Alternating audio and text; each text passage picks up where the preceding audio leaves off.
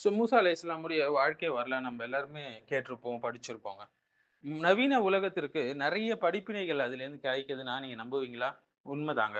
அல்லாஹ் சுப்ஹானஹு வ தஆலா இந்த அல் குர்ஆனை மறுமை நாள் வரைக்கும் மக்கள் படித்து, ததப்புர் செஞ்சு, பலன் பெற்று, தங்கள் வாழ்க்கையோட கனெக்ட் பண்ணி வாழ்றதுக்கு அவ்வளோ ஈஸியா ஆக்கியிருக்கான் இந்த அல் குர்ஆனை. ஃபார் எக்ஸாம்பிள் மூசா அலைஹிஸ்ஸலாம் வந்து மதியனுக்கு போறாங்க. அங்கே வந்து ஒரு வயது முதிர்ந்தவர பார்க்குறாங்க. பிறகு வந்து அவங்களுக்கு ஒரு வேலை கிடைக்குது. திருமணம் செய்ய பெண் கிடைக்கிறாங்க. லைஃப்ல செட்டில்டு ஆவுறாங்க. இது நம்ம எல்லாருக்குமே தெரிந்த ஒரு வாழ்க்கை வரலாறு தான். ஸோ இந்த பகுதியில ஐடியலிசம் அதாவது லட்சியவாதம் சொல்லுவாங்க. அப்புறம் ரியலிசம் அதாவது எதார்த்தவாதம் சொல்லுவாங்க. இந்த 2யும் இஸ்லாம் எவ்வாறு சமநிலைப்படுத்துது, பேலன்ஸ் பண்ணுது என்பதை நம்ம பார்க்க போறோங்க. ஸோ இஸ்லாம் மனிதனை மலக்காகவும் பார்க்கல, மிருகமாகவும் பார்க்கல. மனிதனுடைய இயல்புகளும், உயர்ந்த லட்சியங்களும் கொண்டவன் என்று இஸ்லாம் பார்க்குது. இதுவே இஸ்லாத்துடைய எதார்த்தவாதமும், லட்சியவாதமும் இணைந்த சிறப்புங்க. மனுஷன் வந்து சொத்து சேர்க்கணும் என்ற ஆசை அவனுக்கு இயல்பா இருக்கும் இல்லைங்களா? அது ஒரு ஆலிமா இருந்தாலும் இருக்கும். குர்ஆனே மனிதன் செல்வத்தை விரும்புகிறான் என்பதை ஒப்புக்கொள்ளுது. இந்த உண்மையை மறுக்கல. ஆனா இதுவே ரியலிசம் மனிதனுடைய இயல்பை ஏற்றுக்கொள்வது. அதாவது எதார்த்தவாதம் இதுதான். ஆனா இஸ்லாம் அதோடு நிக்கலங்க. உனக்கு சொத்து இருக்கலாம், தப்பு இல்ல. ஆனா அது ஹலாலான வழியில நீ சம்பாதிக்கணும். அதை வீண் விரயம் செய்யக்கூடாது. கஞ்சத்தனமா அத பூட்டி வைக்கவும் கூடாது. சமுதாயத்துடைய உரிமைகளை நீ மறக்கக்கூடாது என்று சொல்லுது. இதுதாங்க ஐடியலிசம் அதாவது லட்சியவாதம். மனிதனை உயர்ந்த ஒழுக்கத்திற்கும், பொறுப்புணர்விற்கும் இஸ்லாம் அழைக்குது. எனவே இஸ்லாம் என்ன கூறுதுன்னா, தனிநபருக்கு தனி சொத்து உரிமை இருக்கு. ஆனால் அந்த உரிமை எல்லையற்ற உரிமை கிடையாது. செல்வம் வந்து அல்லாஹ்வுடைய அமானத் இல்லைங்களா? ஸோ மனிதன் அதன் பொறுப்பாளனா இருக்கிறான். ஸோ ஜக்காத் வந்து உறவினருக்கு உதவி செய்யறது, ஏழைகளுடைய உரிமையை கொடுப்பது, வீண் விரயத்துக்கு தடை போடுவது போன்ற சட்டங்கள் மூலம் செல்வம் சமூக நலனுக்கும் பயன்பட வேண்டும் என்று இஸ்லாம் சொல்லுது. இதனால் 2 தவறுகளையும் இஸ்லாம் தவிர்க்குதுங்க. அதாவது முழுமையான முதலாளித்துவம், கேபிட்டலிசம் போல உள்ள விஷயங்கள். சொத்து என்னுடையது, நான் என்ன வேணா செய்வேன் என்றது போல கேபிட்டலிசத்துடைய தவறுகளையும் மறுப்பு கொடுக்குது. அதே நேரத்தில முழுமையான பொது உடைமை, அதாவது கம்யூனிசம் சொல்லுவாங்க இல்லைங்களா? தனி சொத்தே இருக்கக்கூடாது என்று சொல்லக்கூடிய கம்யூனிசம். இதற்கும் இஸ்லாம் என்ன சொல்லுது? இப்படியும் இஸ்லாம் சொல்லல. தனி சொத்து இருக்கக்கூடாதுன்னு சொல்லல. என் சொத்து, என் உரிமை, என் இஷ்டப்படி இருப்பேன். அதையும் அது போல இருக்கணும்னு இஸ்லாம் சொல்லல. மாறாக தனிநபருடைய உரிமையும், சமூகத்துடைய உரிமையும் சமநிலைப்படுத்துது இஸ்லாம். இதுதான் நடுநிலைமையான மார்க்கம்ங்க. ஸோ இதுவே இஸ்லாமிய சட்டத்துடைய தனி சிறப்பு.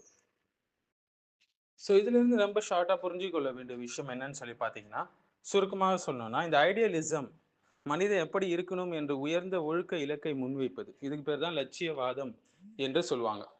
அடுத்தது ரியலிசம் யதார்த்தவாதம்னு சொல்லுவாங்க. அதாவது மனுஷன் உண்மையிலே எப்படி இருக்கிறான், அவனுடைய இயல்பான தேவைகள் என்ன என்பதை ஏற்றுக்கொள்வது. ஸோ இஸ்லாத்துடைய நிலைப்பாடு என்னன்னா, இது 2யும் இணைக்குது, அழகா இணைக்குது. இஸ்லாமுடைய நிலைப்பாடு என்னன்னா, மனுஷனுக்கு சொத்து வச்சிருக்க வேண்டும் என்ற ஆசை இருக்கு இல்லைங்களா? இதுதான் இஸ்லாம் மறுக்கல. இதுதான் ரியலிசம். ஆனா அந்த சொத்த ஹலாலா சம்பாதிச்சு வீணாக்காம ஜகாத் கொடுத்து சமூகத்துடைய உரிமையும் காக்க வேண்டும் என்று கட்டுப்பாடு விதிக்குது இஸ்லாம். இதுதான் ஐடியலிசம். ஸோ இஸ்லாம் வந்து மறுக்கக்கூடிய 2 தீவிர நிலைகள் என்னன்னா, அளவுக்கு மீறிய ஐடியலிசத்தை மறுக்குது. மனுஷனுடைய இயல்பான ஆசைகளை முற்றிலும் அடக்க வேண்டும் என்று கூறக்கூடிய தவறான அணுகுமுறை.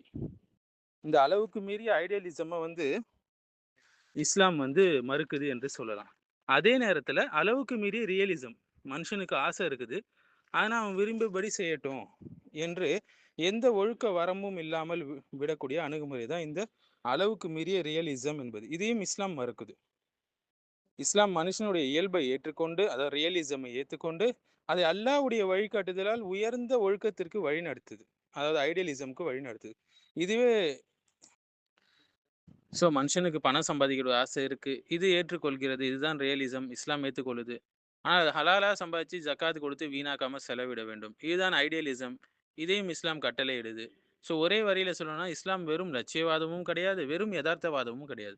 2யும் சமநிலைப்படுத்தக்கூடிய, பேலன்ஸ் படுத்தக்கூடிய அழகான மார்க்கம். ஏனால் இது இறைவனால் அருளப்பட்ட மார்க்கம். மூசா நபியோட அந்த வரலாறுக்கு வருவோம் நம்ப. மதியனுக்கு சென்ற சம்பவம் நம்ம எல்லாருக்குமே தெரியும் இல்லைங்களா? பொதுவாக சூரத்துல் கசஸ்ல 22லேருந்து 28வது ஆயத்து வரைக்கும் படிச்சு பாருங்க.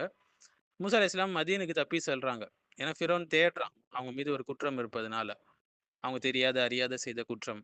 2 பெண்களுக்கு தண்ணீர் எடுக்க உதவுறாங்க மதியன் நகரத்துல போயி. பின்னர் அவருடைய தந்தை அவங்கள வந்து அழைக்கிறாங்க. அவர் மூசாவுக்கு 8 ஆண்டுகள் அல்லது 10 ஆண்டுகள் வேலை செய்யும்படி நிபந்தனை விதிக்கிறாங்க. அப்படி செஞ்சா தனது மகளை திருமணம் செய்து வைக்க முன்வராரு. ஒரு மஹர் போல.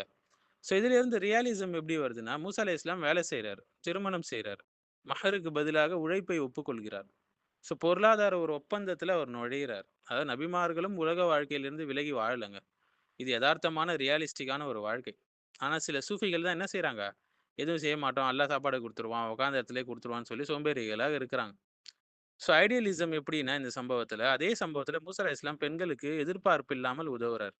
ஒப்பந்தம் தெளிவா செய்யப்படுது. அநியாயம் கிடையாது. நம்பகத்தன்மை, கற்பு, நேர்மை ஆகியவை இங்கே கற்கப்படுது. அதாவது உலக வாழ்க்கை இருக்குது. ஆனா அது உயர்ந்த ஒழுக்கத்தோடு நடத்தப்படுது. இதுதான் ஐடியலிசம். ஸோ 2யும் இணைக்கக்கூடிய சமநிலை என்னன்னா, இஸ்லாம் உலக வாழ்க்கையை மறுக்கல.